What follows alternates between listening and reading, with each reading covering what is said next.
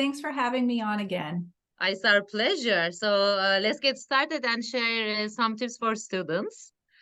Um, the first question is actually still about, the remembering, because it's always important to be remembered. And what makes candidates memorable in interviews? Oh, great. So yes, it is always important to be remembered. So I always like to say, be your authentic self. You're going to be hopefully with that team for a good deal of time as you go through your internship and things like that. So you want to make sure that it's a great culture fit for you and the team, just as much as there is a great skill set fit. When we want you to be happy with your decision to join us, as we are to have you.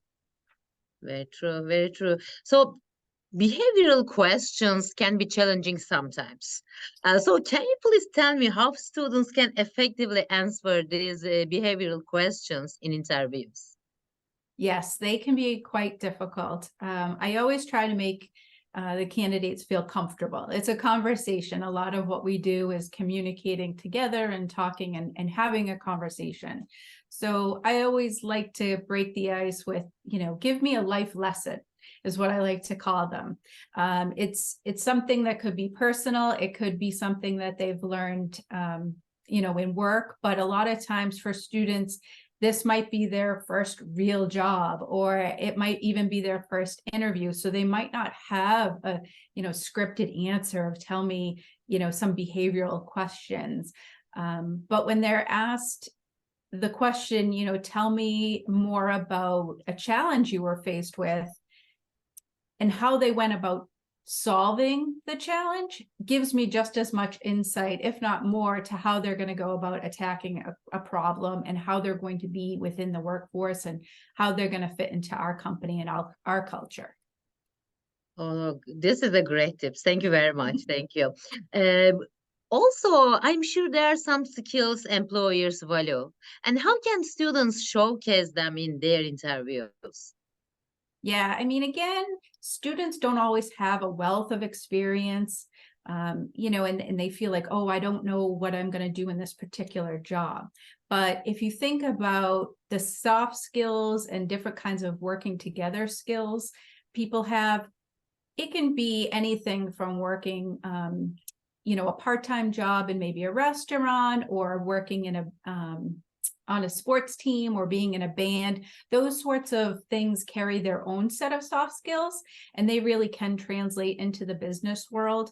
And those experiences are just as very valuable as, working experience.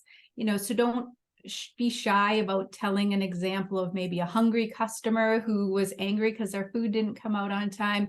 Because sometimes how you deal with those questions in a very stressful situation are better answers than you could just rattle off that you've read. Well, good. So let's say the students, they had interviews and everything is done. And why it is so important to follow up an interview? Because I wonder how students can express gratitude and show their interest effectively after this all interviews.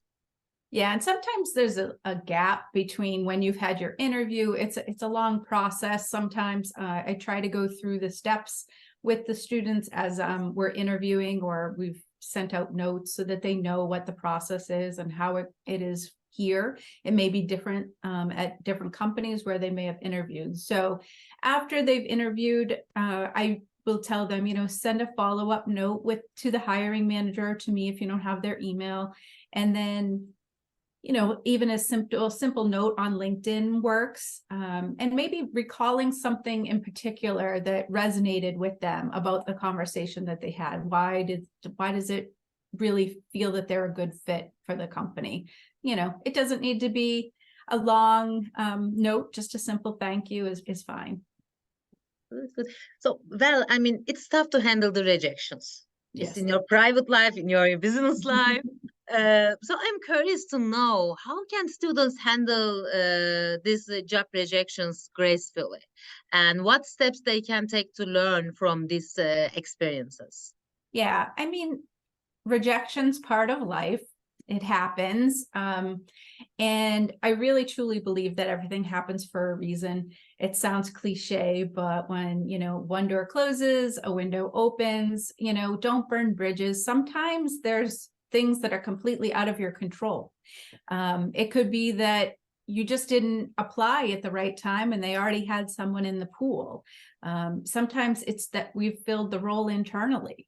So if you think about it, we want to promote our interns and hire them and convert them, as we talked about before. So it might not be anything to do with you or your skill set. It's just that we hired someone who we already had in the position or who was in a different department and we've moved over. And that's really what you're looking for in a company, someplace that's going to, hire you, train you, and keep you. So, that's really what you want from an employer. So it's not always a negative thing to receive a rejection. And in terms of not burning bridges, the recruiter sometimes, the manager sometimes doesn't even know they may have another opportunity for an internship when you've actually applied. So keeping that line of communication open, that you're still interested, and letting everybody know that, you really would like to be a part of the team, whether it be now or in 3 months, really makes a difference too. This is very true. I think it's very important not to burn the bridges. I agree with you. Yeah. So we all applied for the jobs, and sometimes we never heard back from them. But some companies. So can you tell me if it's okay for candidates to seek feedback after job rejection? I mean, if yes, how should they approach it? What they should do? I don't mind giving feedback if you feel something, if you feel you could have done better. I'm here to help. It's part of, kind of what my job is about. I really don't mind helping students. I might not be able to get to everyone, but if you've had an interview and you feel like you want to talk to me about how it went, feel free to reach out. All experiences can be turned back into those life lessons, and learn from the mistake or learn from what you've done. And, practice makes perfect. And, if something doesn't go your way, then it's okay. It's all about learning. If you're learning from life, then you'll be able to keep growing. Okay, so it's okay. They can back to company and they can ask the reason, or they just need to be nice.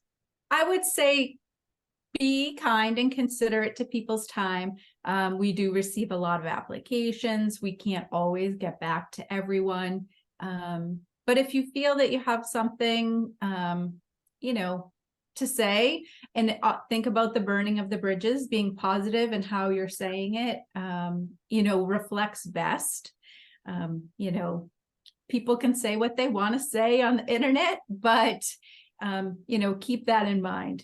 We live in this digital world where things live forever, and you never know whose path you're going to cross with later on. So it's a very small world when you get to it. It is, and I think this is a very important thing what you just said.